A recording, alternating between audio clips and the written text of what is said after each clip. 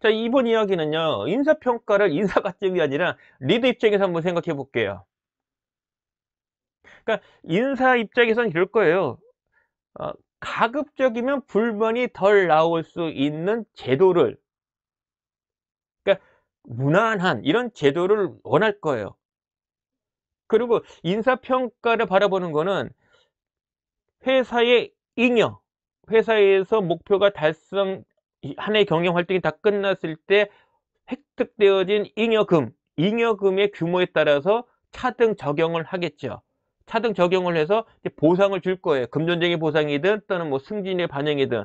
근데 금전적인 보상일 경우는 민감하잖아요.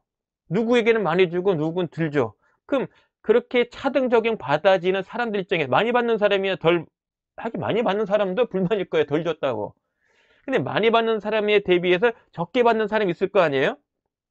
그럼 그 사람의 불만을 낮추려면 결국은 당신이 이렇게 받을 수밖에 없는 근거가 있어야 되잖아요. 그 부분에 대한 것이 평가의 자료란 말이에요. 평가에 쓰일 자료. 근데 평가에 쓰일 자료는 단위 조직의 리더를 통해서 산출이 돼요. 그 값을 갖고서 인사에서 경영진과 협의해서 인사의 평가 등급을 확정을 짓는 거죠. 그래서 상대 평가를 하든 절대 평가를 하든 가장 불만이 적은 또는 잉여된 것을 가장 최선의 방식으로 나눠주기 위한 방법으로서 상대 평가 또는 절대 평가를 할 거예요. 근데 이거는 주관적인 거예요. 회사의 경영진의, 어쩌면 경영진의 판단이에요. 그 자체가 객관적이지 않다, 공정하지 않다라고 얘기하기는 좀 범주에 벗어나는 부분입니다. 그거는 경영진의 목이에요. 구성원이 그게 불만스러워. 그러면 사실은 그 회사 다니면 안 되죠. 근데 경영진 보니까 잉여된 것에 있어서, 구성원들에게 되돌려줘. 그런데 되돌려줄 때 그 기준을 나름대로 뭔가 평등하면서도 공정한, 객관적이고, 당연히 객관적이고, 이런 관점에서 배분을 했어. 근데 이게 차등 배분이야. 목표 대비 실적이라는 관점에서 차등 적용한 거예요. 그런 경영진이라면은 그 상대평가든 절대평가든 이 부분에 있어서 배분되어지는 것에 대해서는 그거는 수용할 수밖에 없을 거다. 그런데 포인트는 이겁니다. 단위 조직의 리더가 평가한 값, 이거는 최종 인사평가 등급 확정을 위한 평가의 값인 거지 최종 평가 등급 확정은 아니에요. 그래서 리더에게는 평가 등급 확정에 대한 스트레스를 줄 필요가 없고 받을 필요도 없어요. 극단적으로 리더가 너는 이 평가값이 최고 등급이야 라고 단정할 수 없다는 겁니다. 그 평가값을 직급별이든 부서내든 전사의 그 동일한 그 직급에 있는 사람들이든 그 나름대로 평가 등급을 산출하는 방식에 따라서 그 평가값은 최고 등급이 아니라 다른 등급이 될 수도 있는 거예요. 그래서 리더는 평가의 최종 평가 등급 확정에 필요한 값을 산출하는 거지 최종 평가 등급 확정을 하는 것은 아니다. 그런 면에서 한결 좀 어깨 그 짐은 내려놓을 필요 있어요. 다만 리더에게 요구되는 건 뭐냐면은 1년 동안 지켜봤다 이거죠. 목표를 달성하는 과정을. 그리고 결과도 있어. 목표 대비 실적 나오잖아요. 실적과 그 일을 달성하는 과정에 보였던 발휘했던 능력과 역량들을 보면은 구성원의 강점 단점을 알 거예요.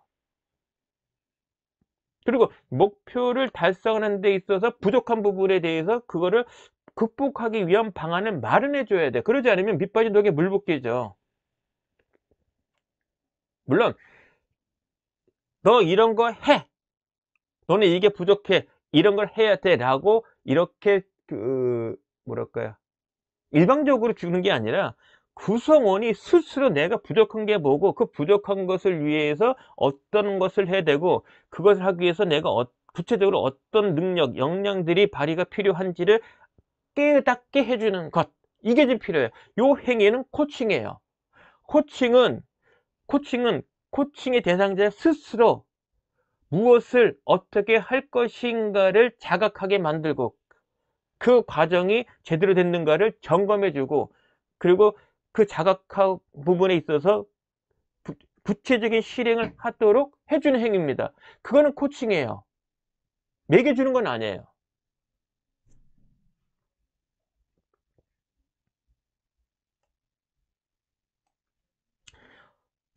지금 당장은 확산된 건 아니지만 이제는 성과관리 프로세스에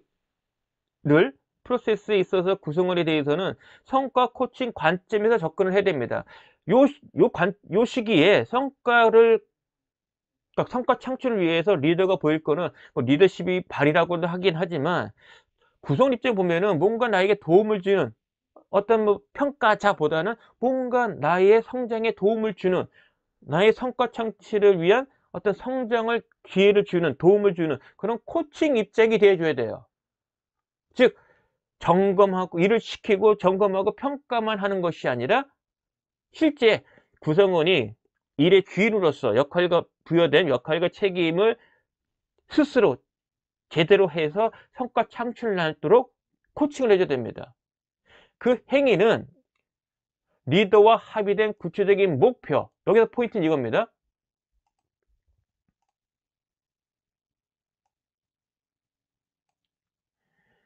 공정한 평가의 사실 시작점은 구성원에게 말도 안 되는 그 목표 부분을 구성원에게 배정하고 그 목표를 달성하는 방법에 있어서 합의를 하는 부분이에요. 쉽지 않은 목표와 목표치, 그것에 대한 측정 방법, 평가 척도, 그것을 달성하는 구체적인 행동을 달성 방법에 대한 선정할 때 이 과정에 있어서 리더는 구성원과 합의를 해야 돼요. 합의를 해야 됩니다.